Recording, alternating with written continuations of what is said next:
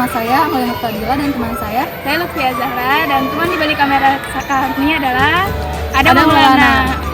Kak, sekarang tadi di mana sih? Kita ada di kebun gizi hidroponik pesantren Dairullah Depok.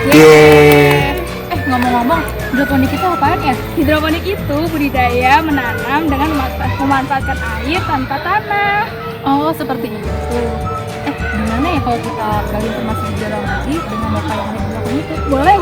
Yuk. Langsung sana kita.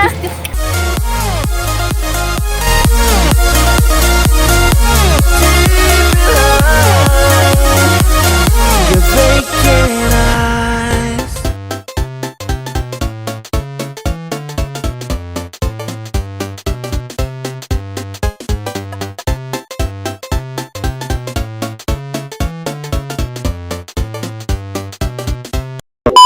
Sebelumnya kami dari mahasiswa Universitas Nasional Jakarta. Perkenalkan, nama saya Amalia Fadila dan teman saya Lutfia Zahra. Kami ada tugas mata kuliah hidroponik untuk mewawancarai tentang budidaya hidroponik. Sebelumnya saya mau memperkenalkan Bapak, mau kenal Bapak dulu. Siapa nama Bapak? Mahmudin. Mahmudin. Bapak umurnya berapa, Pak? Saya 30. 30. Bapak tinggal di mana ya kalau boleh tahu? Saya masih di Depok. Oh, di kalangan sini juga. Dari sini 2 kiloan. Dua kilo.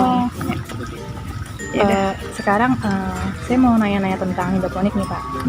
Bisa jelaskan sedikit secara singkat awal pembentukan hidroponik di sini gitu. Ini kan pesantren ya. Ya, jadi ini awalnya kita memiliki lahan ya. Memiliki lahan yang tidak begitu besar. Kemudian juga kita butuh sayur yang cukup banyak itu. Nah, sehingga setelah kita pelajari seharusnya ada di hidroponik. Karena hidroponik itu yang pertama, kelebihan salah satunya bisa menghasilkan sayur dalam jumlah besar dari lahan yang terbatas. Kenapa besar? Karena di sini kita ada santri yang juga perlu untuk makan. Di santri itu ada sekitar yang mondoknya aja masih ada 400-an.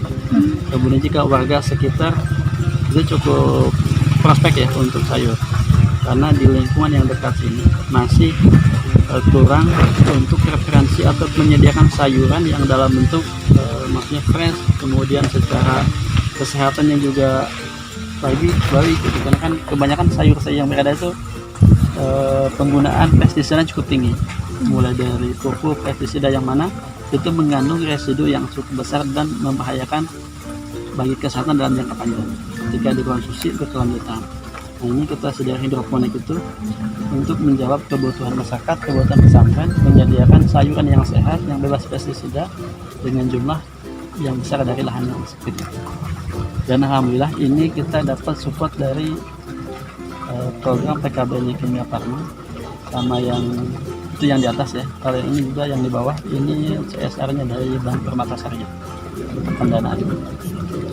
Dan memang ini juga butuh waktu yang cukup panjang ya, karena hidroponik itu kalau kita lihat banyak juga orang yang gagal dari sisi budidaya hidroponik.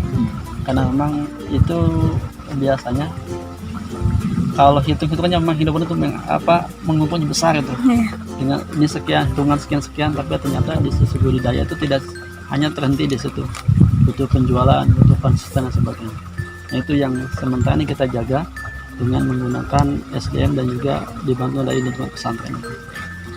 Kalau boleh tahu ya Pak, tanaman yang ditanam di sini apa aja ya Pak? Kita komoditi utama itu ada 4 ya, 2 untuk kebutuhan supplier sama 2 lagi untuk kebutuhan masyarakat sekitar. Dan kebutuhan supplier itu ada pakcoy dan cesim. Kemudian kebutuhan masyarakat sekitar itu bayam dan kangkung. Nah, kemudian kita ada kebutuhan dari sisi warung sayur, kemudian juga komunitas-komunitas lain. Itu ada pagoda, ada samhong, ada selada. Itu yang juga menjadi penunjang pasar yang kita kembangkan. Terus masa tanamnya berapa lama ya Pak setiap tanaman itu? Masa tanam kalau pakcoy dan cesim ini rata 25 hari kita sudah panen. 25 hari. Ya, kalau kangkung itu bayam, paling kangkung 18 sampai 20 hari sudah kita panen. Kemudian juga bayam antara 22. Nah, yang lama itu memang selada. Selada itu sampai kita 40 hari. Karena selada kita bukan berarti itu adalah kita ada permintaan yang rutin, kemudian cukup besar. Kita belum mendapatkan pemahaman tentang budidaya selada yang cocok di lahan yang di tempat dataran rendah ya, karena di situ panas sehingga efeknya selada tumbuh bagus. Selada tertentu juga, kalau selada merah biasanya tinggi, kita nggak budidayakan. Kita yang bisa tuh selada hijau, itu masih agak mending. Nah tapi dari sisi rasa itu masih pahit. Nah kalau saya tanya-tanya ke yang pakar tanaman itu di pertama, penyebabnya itu bisa karena nutrisi atau juga bisa karena hawa panas yang menyebabkan jadi pahit. Untuk sistemnya di sini ada sistem apa aja ya, Pak? Di sini NFT dan DRT. Oh, Ya, NFT kelebihannya itu sayuran lebih cepat besar dan penamatan lebih maksimal. Seperti yang ini. Jadi kalau dibandingkan antara di sini dengan di atas, pertumbuhannya beda antara mungkin sampai 3 harian beda.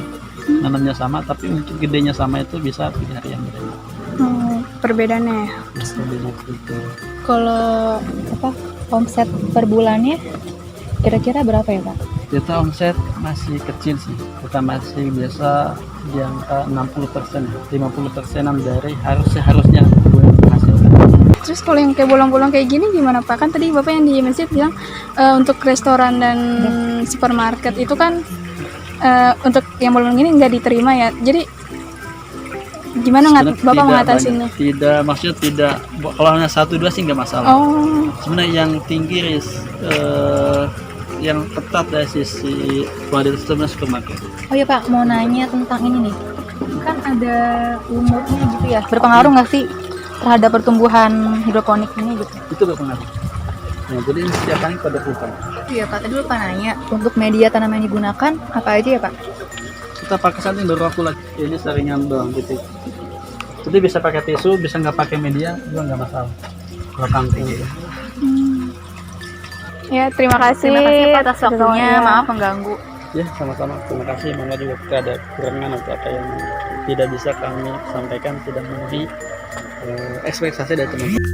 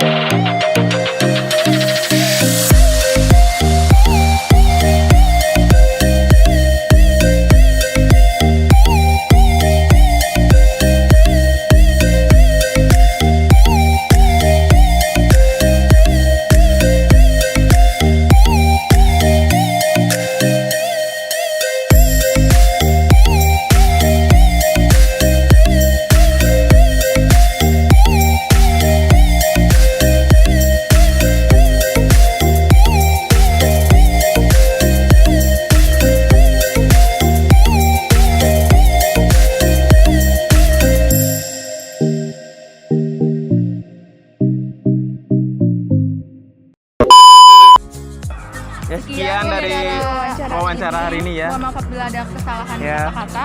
Wabillahi taufiq wa hidayah. Wassalamualaikum Wassalamualaikum warahmatullahi warahmatullahi wabarakatuh. wabarakatuh. Terima kasih. Terima kasih.